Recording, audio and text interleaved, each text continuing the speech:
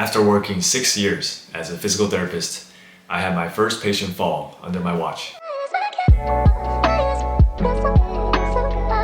Hi, I'm Jeffrey, physical therapist, and welcome to Life of a PT. I have been working in neuro outpatient for the past 6 years. With the neurological population, the majority of them are at fault risk.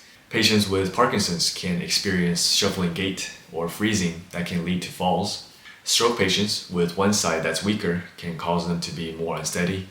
And traumatic brain injury patients, TBI patients, can have cognitive deficits. There are many ways and many reasons why patients can fall. That's why safety is the first thing and one of the most important things I emphasize with my students. Speaking of students, I'm actually getting another one next month, and it will be my 5th student. I teach students to position themselves in the best possible position in case of a patient fall. That means being on the patient's weaker side and generally just being close enough. You can catch someone better with your arm closer by your side than if your arm is extended out like this. You basically have to predict which direction your patient might lose their balance and basically just insert yourself there. Being alert and ready is just as important as falls can happen in a split second.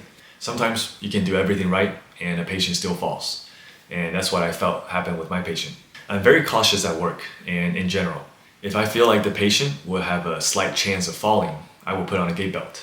And the gait belt is a belt that we use around their trunk most of the time, and it's just something to make it easier for us to grab hold of the patient if they were to fall. For HIPAA compliance purposes, I will not be giving out any details about this patient. I saw this patient for evaluation, so it was my first time seeing them, and their diagnosis was, you thought I was gonna say it. I'll just say that the diagnosis was low on the fall risk scale, so at a low risk for falls. The patient was cognitively intact and had good ankle strength, especially in the dorsiflexors.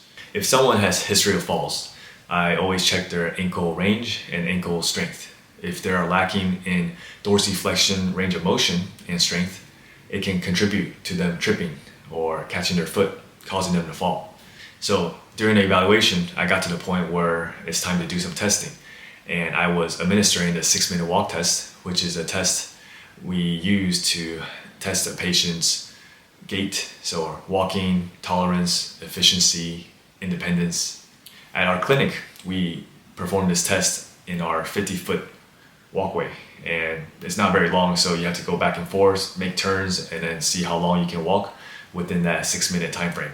So this patient had a pretty long stride and was going at a pretty good pace. Halfway through the test, you hear a boom, and the patient was face down. Patient had caught the toes and fell forward. Patient did not hit head and braced the fall with elbows, forearm, and knees. The sound of the fall echoed through the whole gym, so other therapists came to make sure everything was okay. The patient popped up and said to me, "Did you see the floor get in my way?" Patient was still making jokes, and luckily everything was good, no injuries. I was walking close with the patient the whole time during the test, but there was just no way I could react fast enough, and especially with the forward momentum that the patient was going. Unfortunately, I don't have the reaction time of a F1 driver. After the fall, I stopped the test and we redid it after a quick rest. With most falls, patients are usually more embarrassed than anything. I definitely replayed the image of my patient going forward and thinking about what I could have done differently. My coworkers all reassured me that falls were bound to happen as they've all had 1 or 2 under their belts. I've had some close calls throughout the years, but this was the first time that a patient made contact with the ground. After a fall, we have to write a variance report, and we just document kind of what happened objectively. If there were injuries sustained, then we will follow up. So that is the story about my first patient fall. Hope you guys enjoyed the video, and thanks for watching. Click here to watch my last vlog where I talk about what I got for Christmas.